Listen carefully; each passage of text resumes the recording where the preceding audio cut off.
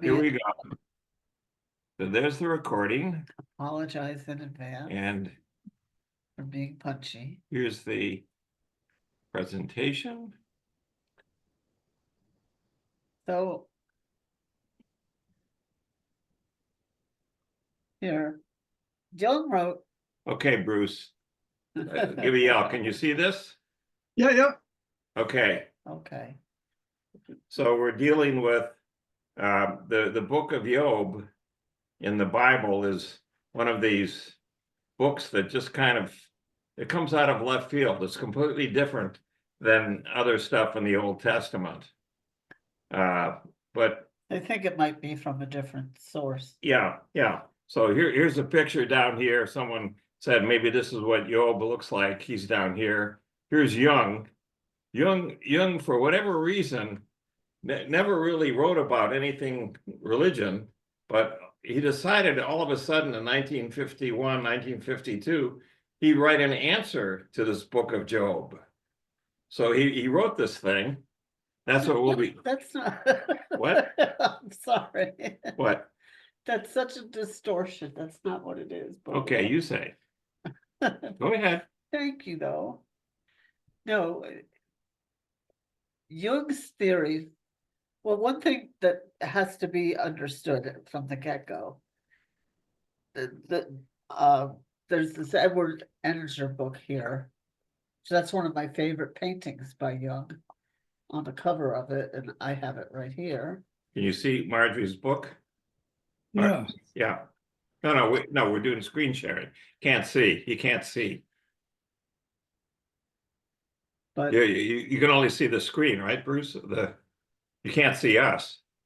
well, Oh, I think if he's looking at it this way, he can see us, and then There's the book. that's there. oh yeah, okay. See? Okay.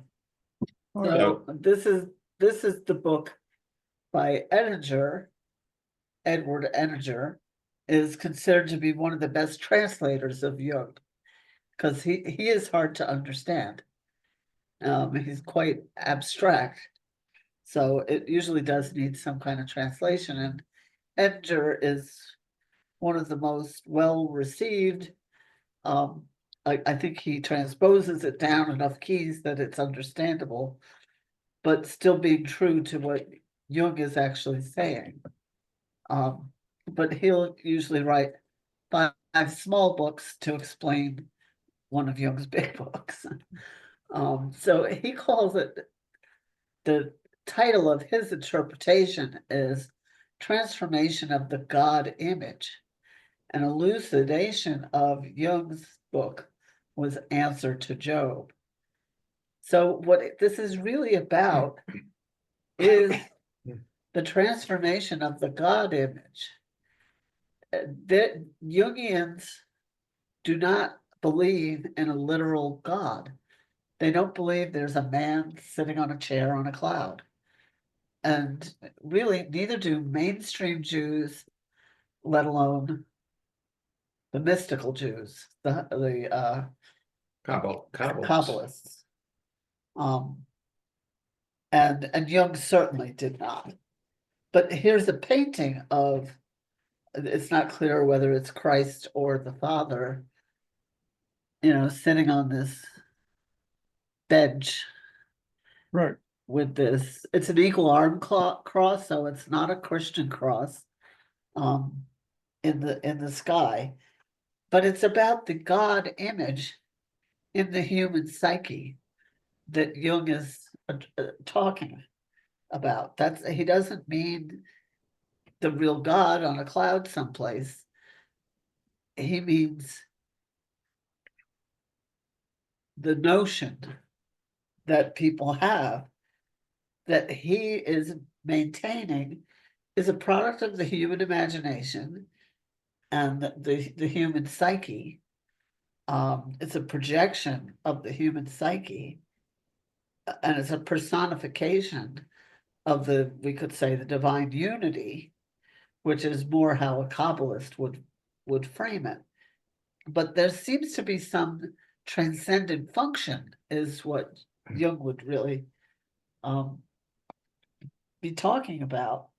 it's a principle. It's not a thing or a person or a personage that's gonna really speak to you with words. And that you're ever gonna have a vision, of its face.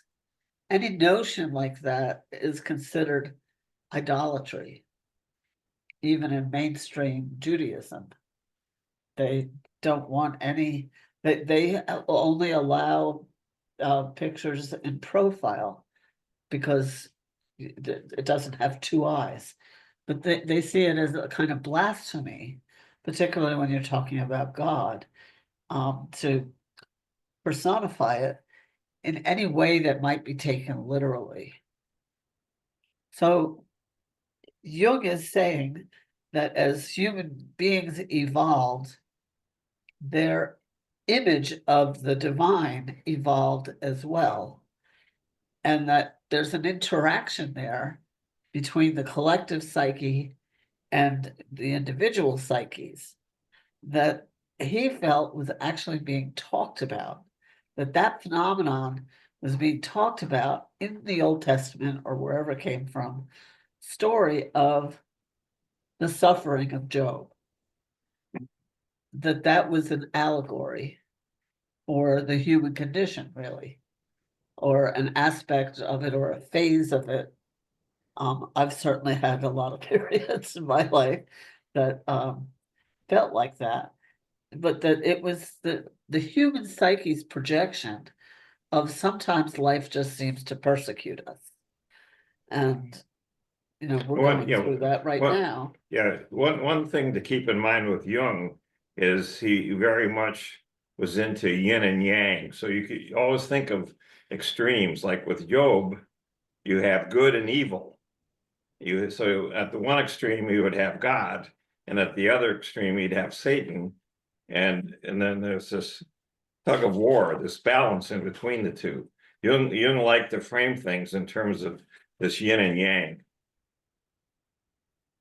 But he was always talking about it in terms of the human psyche, not any kind of objective reality.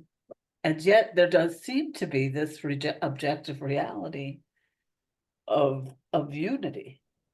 And it's not necessarily all good. As Bart is saying, there's the yin and yang, there's good and evil. And so he was saying that he thinks people get very unhealthy psychologically when they're trying to conform to this idea of God as only good and only loving and only kind, when bad things happen to good people all the time. Yeah, or to put it, Jung is grappling with if this God encompasses everything and is good, it's also got to encompass evil. So if good and evil are in the same, then how do you reconcile this? What's really going on here? So he wrote a book, I believe it was the last book he wrote before Answer to Job, which is the one book he says he wouldn't change that he ever wrote. And he wrote it, it was almost like an afterbirth of the book that he wrote on, it's called Aeon, A-I-O-N, which is about the tail end of the Christian era, which he saw as corresponding with the age of Pisces. And that's an image of one fish swimming upstream and another fish swimming downstream. So that's that duality that Bart just mentioned. So he wrote Answer to Job on the heels of writing about Ion, which is about that duality. So this is from the introduction here. Edinger, this is From Edinger. Edinger. He says, generally speaking, Answer to Job can be considered a depth psychological examination of the Judeo-Christian myth, which is at the core of the Western psyche. Another way of putting it is that Answer to Job is a continuation of Ion. Jung says as much himself. This is a quote from Jung. The most immediate cause of my writing the book is perhaps to be found in certain problems discussed in my book Ion, especially the problems of Christ as a symbolic figure and of the antagonism of Christ-Antichrist, represented in the traditional zodiacal symbolism of the two fishes. So this is from his series of the collected works, which is a library unto itself. And remember, not all of Jung has been published. Right? His family controls it, and They don't want to release a lot of Yeah. it. The Red Book was just released, 2009, and that confirms how much he was and influenced. he wrote that in 1930. Right. And it shows how much of an influence Western astrology was for him. It was huge. It might even be the foundation of what he was writing about. So it's by no means knee-jerk, standard fare Judeo-Christian. He sees that as a mythos, but he sees myths as a collective dream, and he sees dreams as an individual myth. And that they're expressions of the psyche and our psychic realities, and the problems that we're grappling with in order to grow, being writ large, and usually in a very graphic form that people can relate to, as a way to kind of make the conflicts less abstract and more human scale and more emotionally real. So He's looking, what can I do now that I couldn't do before? What do I really take away from this that's actually useful to me? right, my father would say about any hypothesis, yeah, but what does it get you? So that's what this is about. Is Jung is saying, well, what happened in the human psyche with this myth of Job? Because he feels it's an expression of our collective dreaming together as a species, and we're dreaming up this image of God. He's talking about transformation of the God image. So I'm not making this up, but where does that come from? So I think he sees it as a kind of mystical circle, that God is also, whatever God is dreaming us. And it's all this circular, it's a unity for sure, but there's a difference between our dream of the collective and the collective's dream. And that the two are influencing each other and evolving. I think that's the most striking thing to me. That's the most interesting message in it all. And he's saying that the God image was transformed through its encounter with even if Job is a concept, Job is a personification, right, of the human condition of suffering and confronting the God image about the suffering. If that God image creates everything, then it's creating that experience. And it can't be all good and loving, because Job was a perfectly good, he was trying to be a good Jew. He wasn't trying to be a good Christian or a good Buddhist, but they're not really that different. But he did all of the supplications and all of the rituals. He took good care of his family and his crops. He had a farm and livestock. He was kind to his animals. He, didn't take anything for granted. He said his prayers. And in the story, Satan set up this bet with God, saying he wouldn't be so loyal if his life went to shit. He's just so loyal because you're taking such good care of him. That's why he loves you so much, because you're a good daddy figure. If he was suffering more like everybody else, he wouldn't be such an obedient servant to you as his Lord. And God says, oh, no, no, he would still be good. He's a good man. He just knows what good is and does it. And Satan says, well, just take some of that away from him and then see. So this was the bet that they established at the beginning of the story. This is in the Bible. It's kind of surreal. Yeah, another thing I forgot to mention, if you look at this cross that's here, which is showing two arms. Equal arms. It's equal arms. It's again this yin and yang idea. So you could think of it as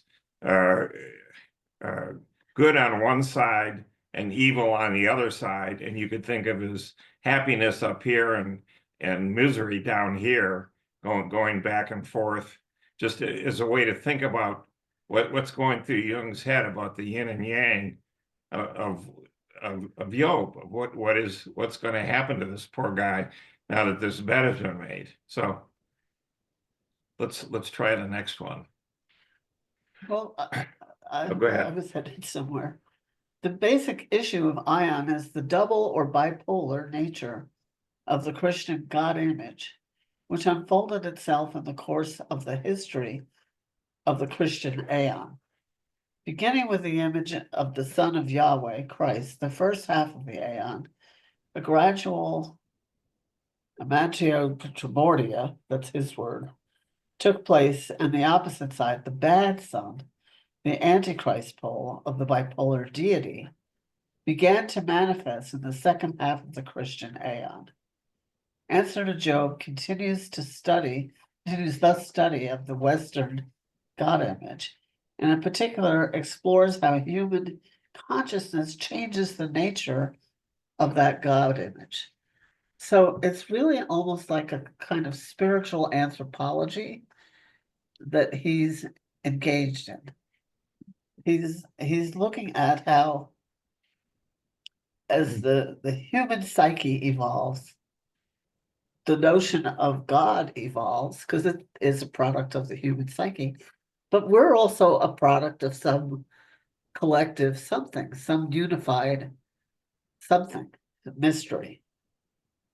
And that's where these stories come from. He would say there's something dreaming us as much as we're dreaming our experience and any notion about the universe or the divine. Something seems to be so in order to avoid confusion as you were reading Answer to Job, this is Edinger saying this, it's important to distinguish three different aspects or versions of the Western God image. The God image as pictured in the Old Testament is Yahweh. The God image as pictured in Christian theology, this corresponds to the image that Christ delineated, the God of love. And then number three, the God image is experienced psychologically by modern men and women. These are, in short, the Old Testament God, the New Testament God, and God is experienced psychologically. Jung refers to all three of these intermittently and interweaves them. That's why I want to make crystal clear that one is really dealing with three different entities, because otherwise you can get lost and confused as to what Jung is getting at. So there's times when he uses more objective, seemingly sophisticated language, where it's really clear that he's talking about a concept. And then from an anthropological or psychological perspective. At other times, he seems to be talking from a more personified perspective as a storyteller. But there's something real there too, I think. Yeah. That to me is part of what's intriguing about it. But It isn't just a model. yeah, I think what's interesting to me is how God himself changes, or herself changes, realizing that how incomplete God's view was of the world, and of good and evil and happiness and misery. these are just he really didn't understand until he saw what happened with Job, how little he knew. And this made God evolve, and it made the notions that go with this also change. And what Jung's postulation is that God realized that he was limited by being infinite, that he could not experience finiteness. It could not experience individuation, and he really couldn't experience. And that is something that's a very Kabbalistic concept, that if you're just lost in the amniotic fluid of the unity, you're not really growing. You're just blissing out. You're just drinking the Kool-Aid and, just floating in the unity. You're not penetrating the mystery at all. And it's usually suffering that provokes us to that. The thing that's interesting here, this is a summary of the book in this last paragraph. So once the devil or Satan or the adversary, whatever you want to call him, makes the bet, then Job ends up, losing his wife dies, all his kids die, all the animals die off, the crops all fail. Job comes down with many illnesses. He's got boils and He's sores covered with boils. all over him. And yet through it all, he's still faithful to God and loves God. And this is something that this is why Satan made the bet. He thought, well, I'll just shake him down and he'll give up on God. And but that didn't happen, and it surprised God as well. God, that's why God made the bet. So it changed both Satan and God, having him go through all this. And so at the very end, then God restores everything times 10 to Job. He has a new wife, all these kids magically appear, many more animals, lots more crops, much more money. You name it, he's got it. So there's a happy ending to the story, but it's such a different story than anything else you run into that it makes you think there's more to this than meets the eye. There's a lot of meaning here, and that's why Jung wrote the book, The Answer to Job, and that's why Edinger wrote his book, trying to interpret what Jung wrote, because there's a lot of stuff here. So, but what Jung, I don't think you understand this yet. What Jung was saying, God's answer to Job was realizing, you're right, I have never experienced limitation. I have never experienced that. The Symbolism is all about separating the unity from itself to create what's called a vacated space, that then there can be an experiment in there. Then something can happen that's separated from the amniotic, fluid of everything just being absolutely one. Without that membrane of the illusion of separation, there's a certain kind of phenomenon that just can't happen. And what Jung says, that what in God's evolution, this sounds kind of anti-Semitic, and that has been said about Jung, but that he says that the notion of God giving birth to a son is a rebuke against that all-encompassing oneness. And it was so that right. God could experience individual life, so that God could experience anything, because he would have that limitation of a human body. So he wasn't absolutely infinite. His consciousness, Christ consciousness, was still connected to the unity, in a different way, apparently, but he was finite. He could bleed and die. He was born and he had a certain finite life, and then apparently he died, and maybe he rose, maybe he didn't, maybe that's another metaphor. But that was God's answer to Job, was to send his son, to send Jesus to experience human pain, because God couldn't experience it. God couldn't have the frustration or the desire or the love even of a human being. And he saw that in some ways, Jung was superior to God, not Jung, Job, because Job was capable of that kind of forgiveness, which the way the character of God is portrayed in this story is he's very wrathful and vain.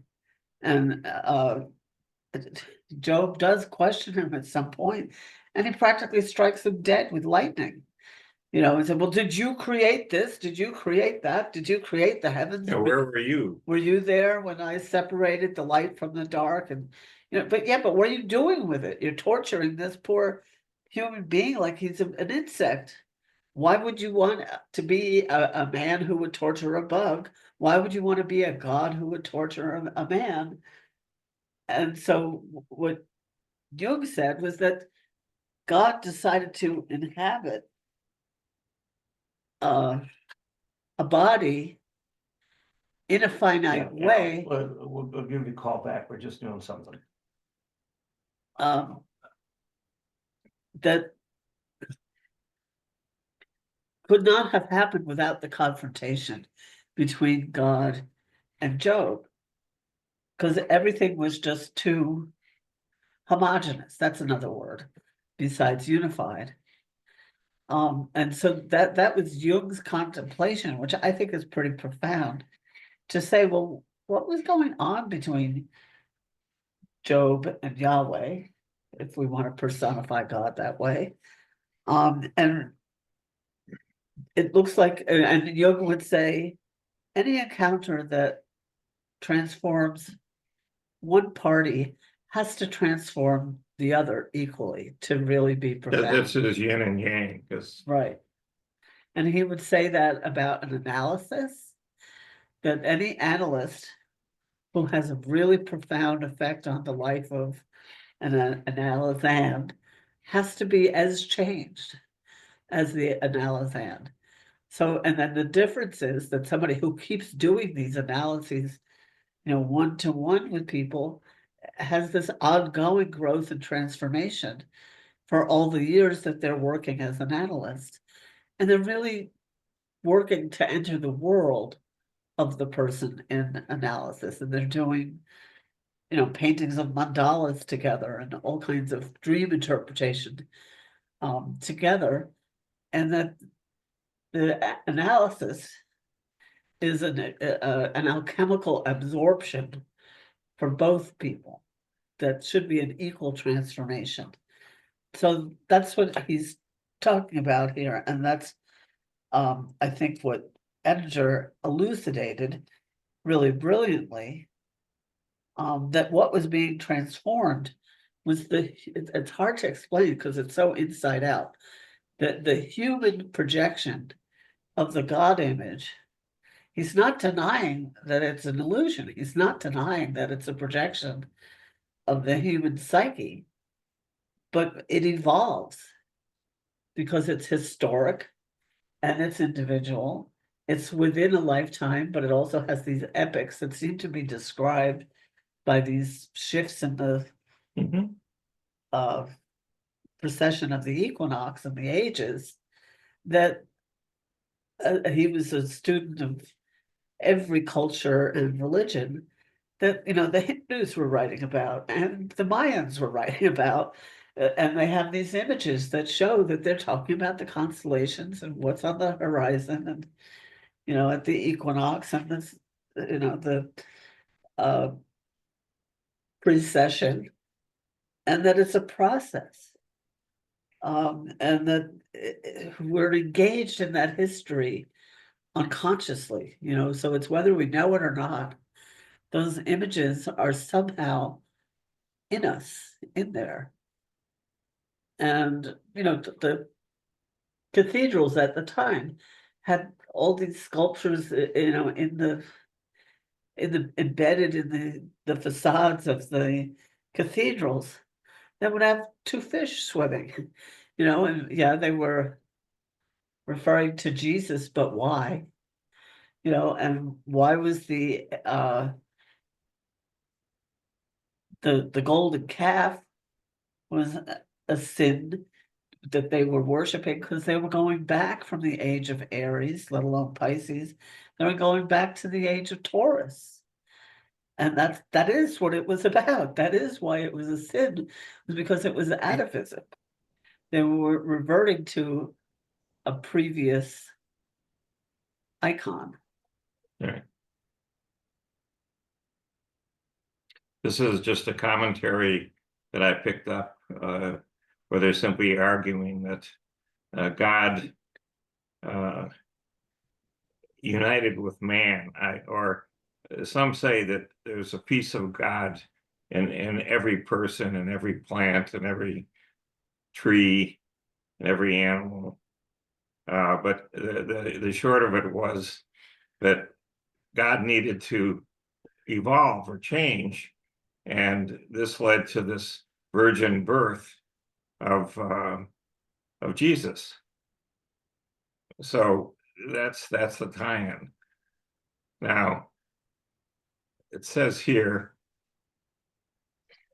God will incarnate his evil side as well, but the Holy Spirit that was left by Christ on earth has to enter sinful human beings, whom the divine can, in whom the divine can be realized completely. And here Jung turns to the book of Ezekiel, the book of Enoch, and especially the book of Revelation, to consider how this may unfold.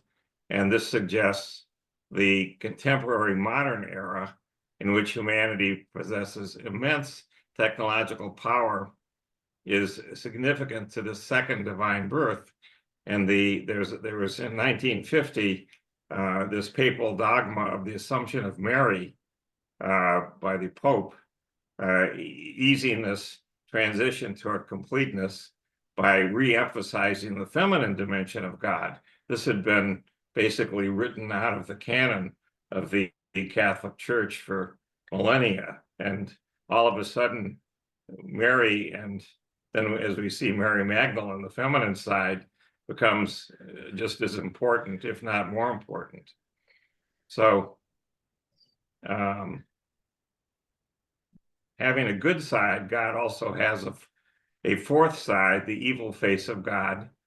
And Jung claimed it's backed up by references in the Bible, and this evil side is missing the fourth element of the Trinity, which he believed should be supplanted by a quaternity. That's also why that cross has two equal, four arms, all equal length. But Jung discusses whether the true missing fourth element is the feminine side of God, which would be strange, or the what Pope Pius XII did in 1950 as being the most significant religious event since the Reformation. The fact that the Catholic Church acknowledged that women, and in particular Mary, played a key role in all of this. Another theme is the inversion of the biblical assertion that God sent Christ to die for the sins of humanity. And Jung flips this around, that upon realizing his mistreatment of Job, God sent his son to humankind to be sacrificed in repentance for God's sins for all the things he did to Job. So Jung sees, all of us. and all of us, Jung sees this as a sign of God's ongoing psychological development or evolution of whatever this notion is of God. So you start to see that what appears to be something pretty simple on the surface has a lot of spin to it. Jung views Job as completely innocent, It's really, he's just the bystander, and he was always believing in God, and even after suffering all this stuff, he still believed in God.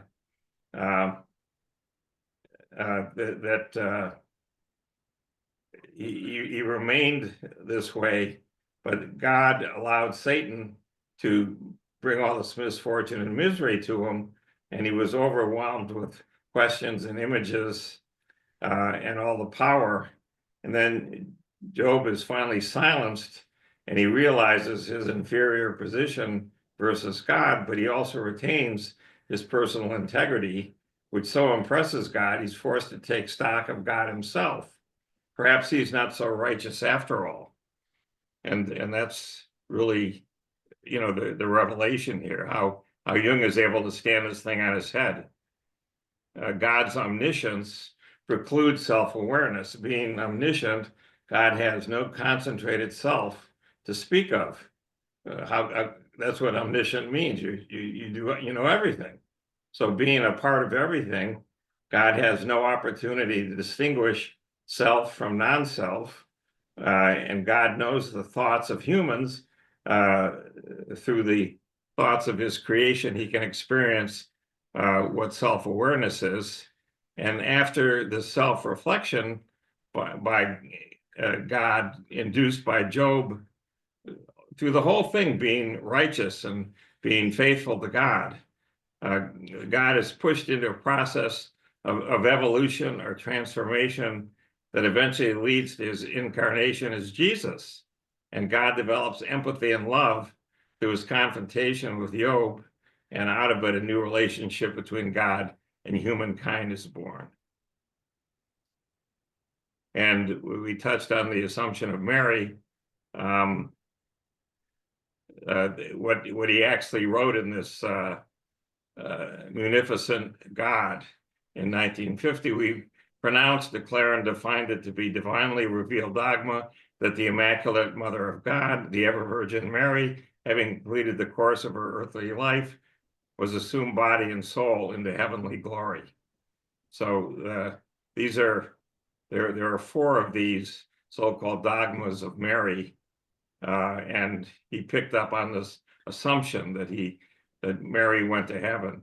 But what's interesting is that, remember, Jesus had brothers and probably sisters. So they say she's the Virgin Mary. Well, that was for Jesus. I always wondered, what about the other ones? Were they all immaculate?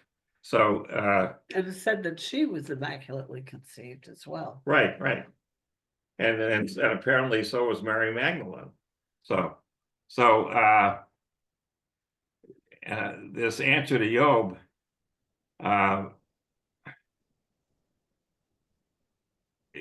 they viewed, the person who wrote this viewed this as Jung's Moby Dick. I have landed the great whale, and by this I mean the answer to Job. I can't say I fully digested this tour de force of the unconscious. It still goes rumbling a bit like an earthquake. And so, again, it appears to be very superficial, and yet the more you think about what's going on here, the more you realize how much depth there is to it. Jung's childhood needs to understand the dual nature of God, continued into his adult years with his clinical discussions of the shadow, the notion of these spirits or shadows out there, or archetypes, and the self, which individuated for each of us. And so much of this seemed to come to a head in Jung's controversial writings during the 30s and 40s. And he finally culminated in old age with this little book on Job. When he was 76, he wrote the thing in a big rush. And Jung's need to understand didn't mellow with age, but nor did his ability to ruffle feathers. A lot of people, really, this is the only book he wrote on religion, and they just come after them saying, this is the most screwed up book I've ever read. Well, you should read it and think about it.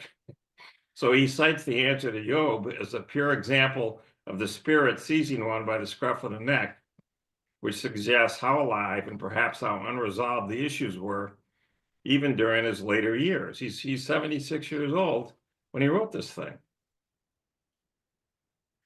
Well, I So, think it's also, that's also, testimony as to why we need an interpreter like Edinger. yeah, Because it's so complex, it's so multi-leveled. And as he said at that introductory but paragraph, Jung doesn't always give you a roadmap, you kind of need a diagram. there's a lot of references in this to other books in the Bible, to other in the Old Testament, a lot of other things there. Okay, so Jung was aware of all this. I mean, it just shows what a master he was. That he never wrote about religion, but he knew the Old Testament like the roof of his mouth, and he's just picking out this, that, and the other thing. When he's talking about Jung, when he's talking about Job and God and Satan, on and on. But he's seeing these things as extremely rich metaphors that are expressing things that are important, that can't be expressed in other ways. That story is a way of the use of story compresses so much information. Right. And that's what symbols do. Symbols also compress a huge amount of information into a compact form. And so he sees these stories as being like dreams to be interpreted, and that's how he sees myths. Right. And that this is telling us about the human psyche, and that it grew from this, the human psyche grew and developed and evolved from the experience of this mythos about Job. Right. And then, more through this decision of the abstract, what is it, the gaseous invertebrate, to incarnate in human form in order to have experiences. Right. When you're just part of the blob of, mayonnaise, that's the oneness of the universe, you're not really having experiences. Right. You're not really learning. You're there, Yeah. along with everything else. Along with the sand and the fish and Sure.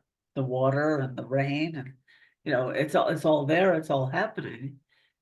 But if nothing is being learned and developed,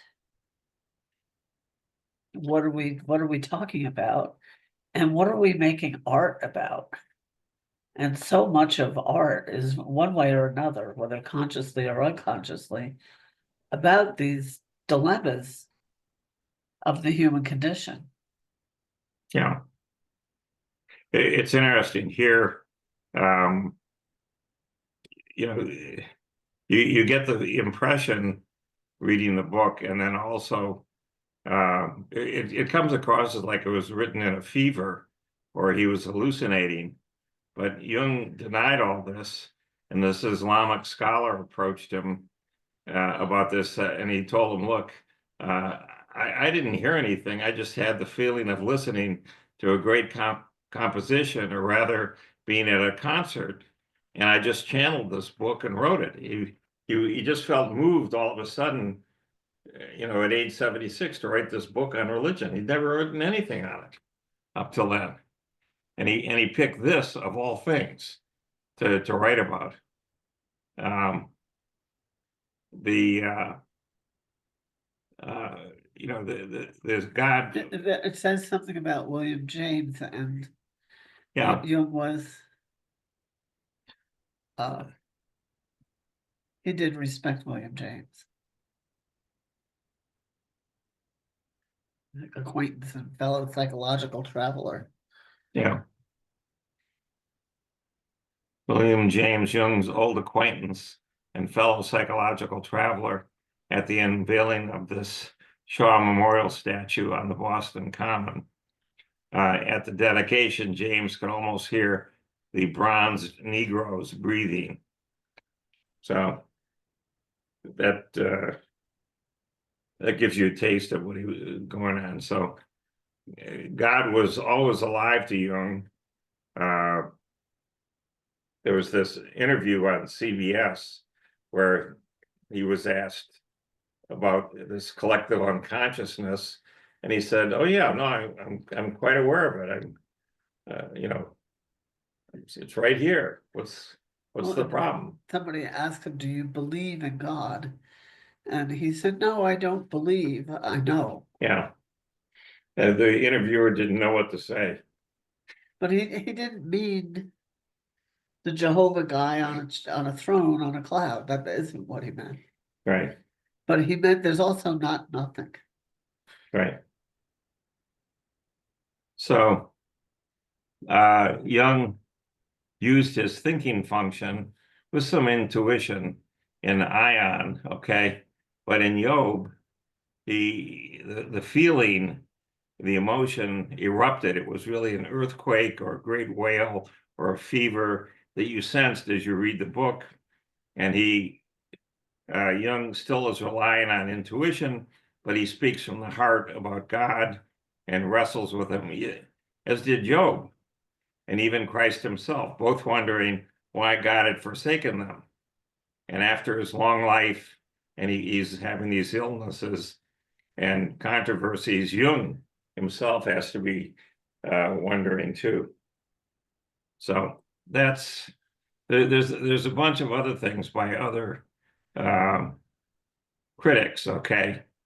And this is a particular axe to grind, like Yahweh is no friend of critical thoughts, which in any way diminish the tribute or recognition he demands.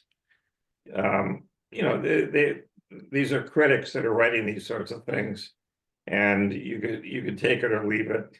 There's many links to all this stuff on the web. There's some great YouTube videos that we've covered in past classes. There's And some so nice readings by Edinger. Yeah, He's put together some nice. yeah.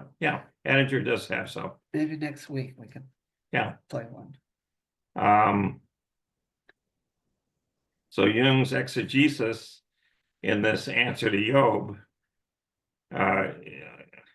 is a real tour de force, not just a spiritual feeling, but of biblical scholarship. I mean, Jung knew the Old Testament sideways. The references are just everywhere.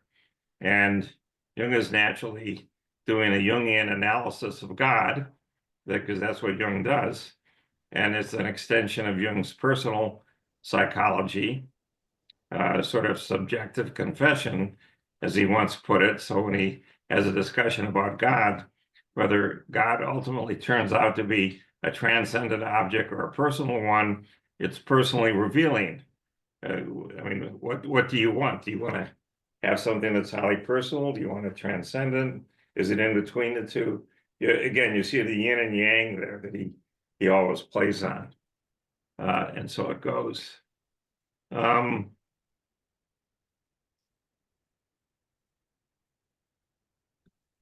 Jung bows before the ultimate mystery, but he walks into this with his own set of arguments, his own set of examples. And so when we talk about God, we're really creating God, psychologically speaking, and we are yet again talking about ourselves in a way, at least within our human limitations. And so it goes. So this is really all I wanted to cover.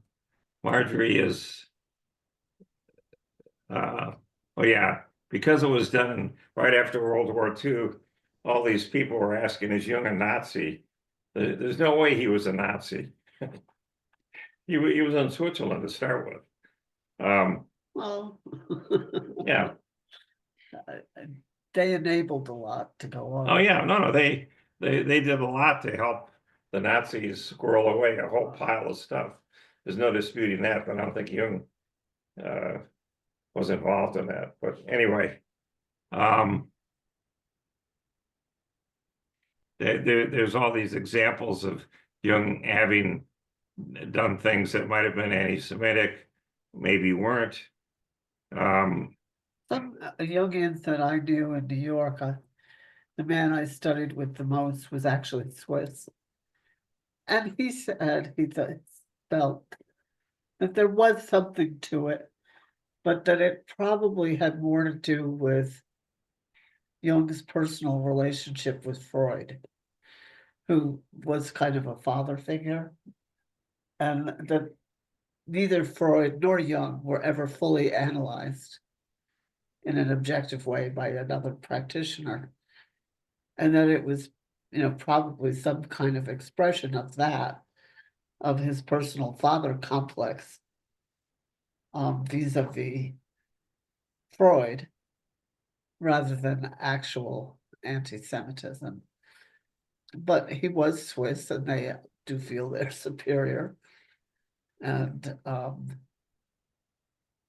he was rebellious. Yeah. It was his rebellion against his father figure. This is just a little summary. I picked up on what Edinger wrote. He had numerous emphases, the parallels that Jung drew between Christianity and the psychic individuation process. This is what the process that Jung created, this individuation process. And Or he would feel he observed it. right. And then he elaborated, on Jung's explanations of all these dualities in Christianity. I mean, again, Jung always framed these things in yin and yang, so he's always looking for these dualities. And while there's lots of interesting insights into the symbols in Christianity, quite frankly, you can get buried by how much Jung knew of the Old Testament and all the different references there. So you have to be not only a psychologist, Jungian psychologist, but a biblical historian. So the class I took on this at the Jung Institute in New York was especially created for clergy or clergy in training. And remember, my friend Royce right. was just embarking on that path at the time, of theological school, but he's not a quote unquote believer at all. I was the only one in the class who wasn't of that stripe at all. Mm-hmm. But they accepted me. I was there as a Jungian astrologer. Right. And always interested in religion and comparative religion. So they had to be good. They couldn't see it as preaching. They couldn't, Right. Argue with it in that kind of way. Well, no, and they did a good job, but they did bring quite a bit of scholarship to it, which was wonderful. Right. And it was really great. They were able to enter into the discussion of the text as being about, and the text of the Bible, I mean, psychological symbolism. They could make that step, which was really refreshing. Right. I felt.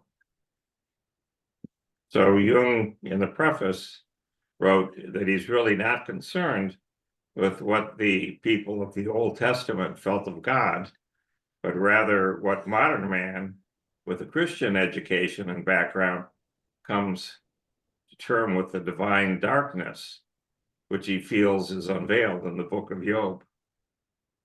And just to cut down to the end here, A lot of people won't talk about it at all. No. They see it as a sin to even notice it. Right. Yeah, it gets ignored. So to answer Jung with his answer to Job, from a Christian point of view, the answer has to be in the words of Job himself. And from my flesh I shall look on God. He whom I shall see will take my part. These eyes will gaze on him and find him not aloof. So this is Job answering Jung. There it is. So there you go. And is that what you wrote? No, Or is that what Edinger wrote? that's what Edinger wrote. Okay. Yeah.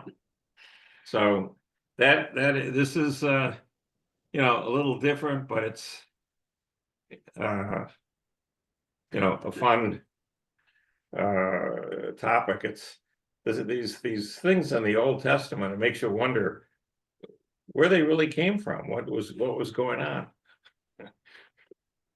I think it was deep insight myself. I think it was deeper than they knew themselves.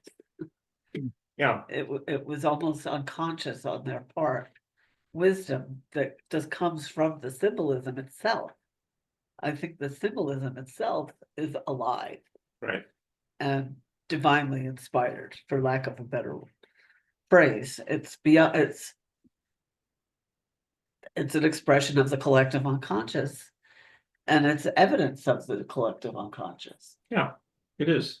And the more you look at all the religions, they're different and the differences are important, but they're also all the same. And it's really interesting, I think. They're symbol systems. And the reason a symbol is not a sign is that a sign is like a stop sign. It means one thing. You know, it's red with white lettering on it and it means stop. Come to a full stop and stop. It doesn't, there's no ambiguity about it. Whereas in Jungian terminology, a symbol is polyvalent. That means it has many meanings. It's like a jewel that's multifaceted. You can turn it all these different ways, and you'll get all this refraction of the light that is open to all kinds of interpretation. And that's the difference. It can't be just absolutely anything, but it's subjective and it's more complicated and it's more multifaceted than a simple sign. Yeah. So anyway, any comments, Bruce? No. No, I don't follow up that well, so. um, I mean, you can go read in the Bible, you can go read the book of Job. And, you know, and then you start to wonder, how did Jung, you know, have this vision, and he had to write this answer to Job. And then all these other people go crazy interpreting what Jung said. There's layers upon layers here of things. So Right. anyway, we'll call it a night. Thank you. Alrighty, Thank you. We'll see you next week, I hope. okay. Stay tuned. Have a good.